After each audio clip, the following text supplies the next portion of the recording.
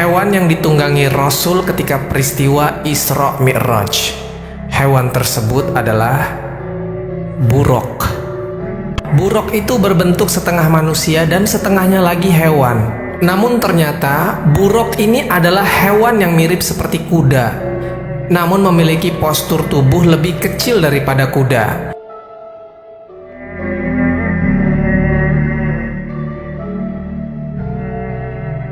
Ada seekor hewan istimewa yang diturunkan Allah langsung dari langit bersama malaikat Jibril. Hewan ini memiliki kecepatan yang luar biasa. Bahkan kendaraan paling canggih pun saat ini tak akan mampu menandinginya. Dan hewan ini, teman-temanku sekalian, pernah ditunggangi Nabi Shallallahu Alaihi Wasallam ketika peristiwa Isra Mi'raj. Nabi Shallallahu Alaihi Wasallam ketika itu melakukan perjalanan dari Masjidil Haram ke Masjidil Aqsa. Kemudian setelahnya naik ke langit ketujuh, lalu turun lagi ke bumi. Dan ini hanya terjadi dalam satu malam saja. Nama buruk berasal dari kata barku, yang berarti kilat. Seperti namanya, buruk ini mempunyai kecepatan seperti kilat. Dan buruk inilah yang membuat hal mustahil menjadi masuk akal, karena ia pernah membawa Nabi Shallallahu Alaihi Wasallam melakukan perjalanan dari Masjidil Haram ke Masjidil Aqsa. Kemudian setelahnya naik ke langit ketujuh, dan dalam waktu hanya satu malam saja. Lalu apakah kalian yakin bahwa buruk ini memiliki kecepatan cahaya? Baiklah, coba kita sama-sama berhitung.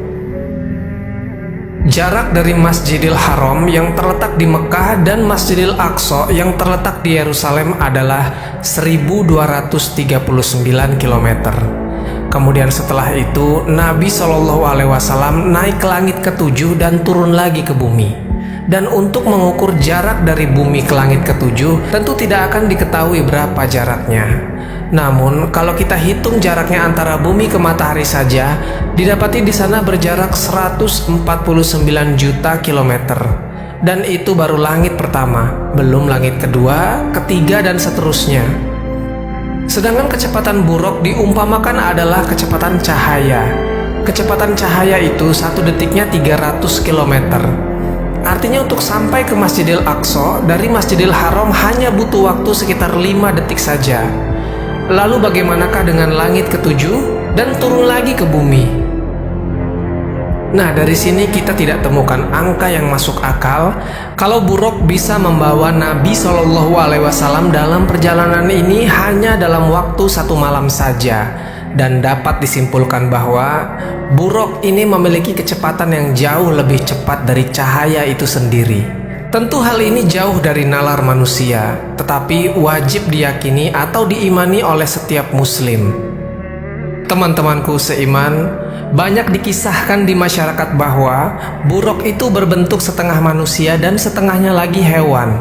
Namun ternyata buruk ini adalah hewan yang mirip seperti kuda, namun memiliki postur tubuh lebih kecil daripada kuda dan lebih tinggi dari keledai.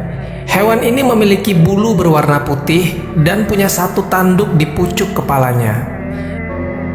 Dari Anas bin Malik bahwasanya Rasulullah Shallallahu Alaihi Wasallam berkata, "Aku diberi buruk, dia hewan tunggangan yang berwarna putih, lebih besar dari keledai, tapi lebih kecil dari bihol, yang satu tanduknya terdapat di pucuk kepalanya." Teman-temanku seiman, ketika peristiwa Isra Mi'raj, buruk ini dibawa oleh malaikat Jibril ke Nabi Shallallahu Alaihi Wasallam. Lalu Jibril memperkenalkan buruk ini dan tiba-tiba buruk tidak mau ditunggangi Nabi.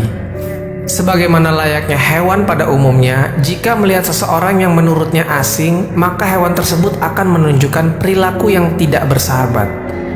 Lalu malaikat Jibril berkata, "Tidak ada satupun manusia yang paling mulia yang akan menunggang di atas pundakmu, wahai buruk, lebih mulia dibanding Muhammad." Ketika buruk ini tahu bahwa yang akan menunggangi dia adalah Rasul, maka buruk ini langsung terdiam dan mempersilahkan Nabi Shallallahu Alaihi Wasallam untuk naik di atas pundaknya. Maka melesatlah buraq ini yang ditunggangi Jibril dan Nabi SAW ke Masjidil Aqsa. Ketika itu malaikat Jibril yang memegang tali kekangan buraq dan Nabi SAW berada di belakangnya.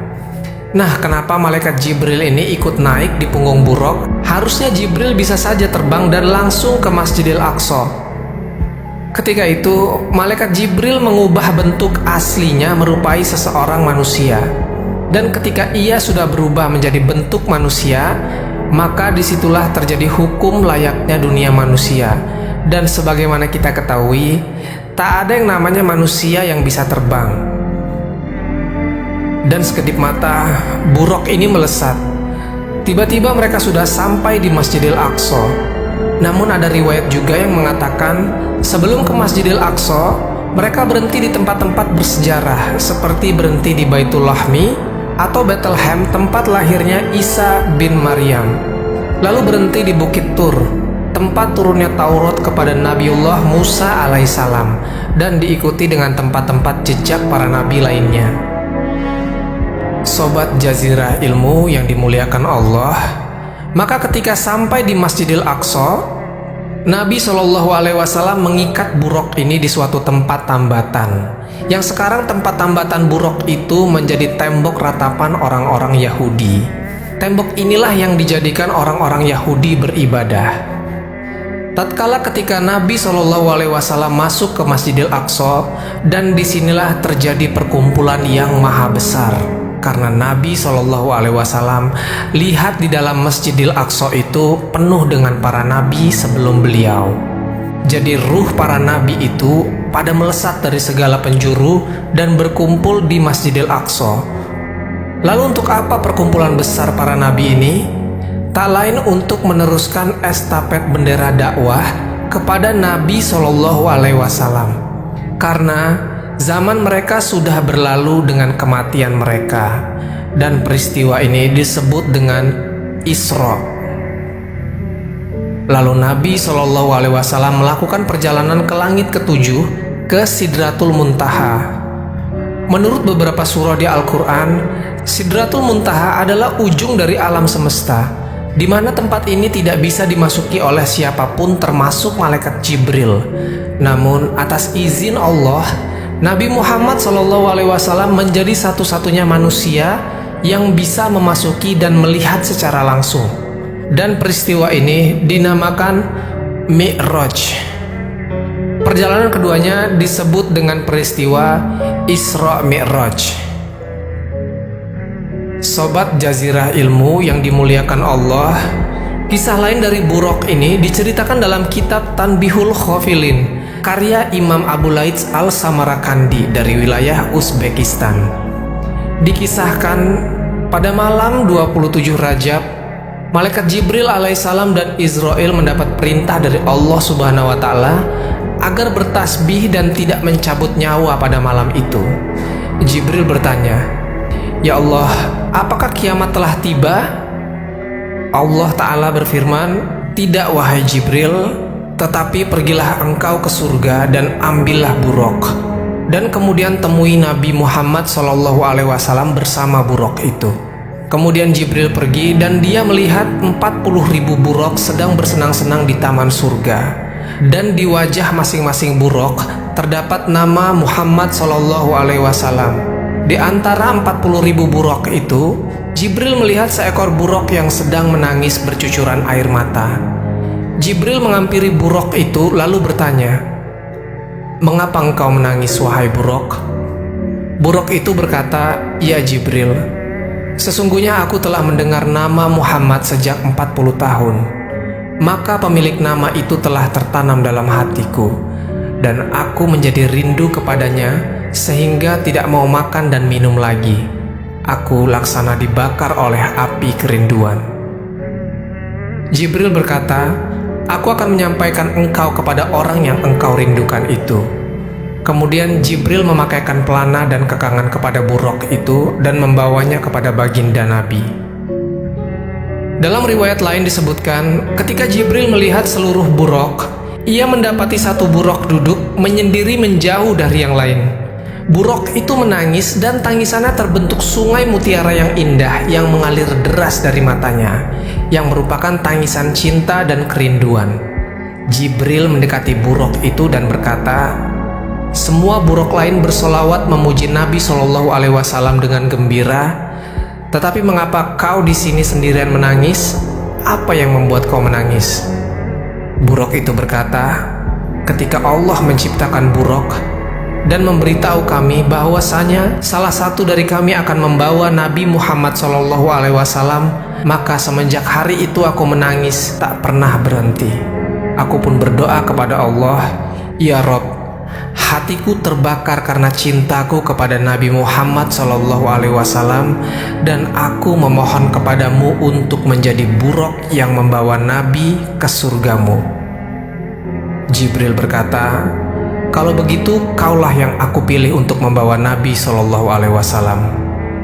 Syekh Muhyiddin Ibn Arabi mengatakan, pada saat itu pula air mata buraq itu berhenti menangis karena rasa bahagia bahwa ia akan membawa Nabi Muhammad Shallallahu Alaihi Wasallam.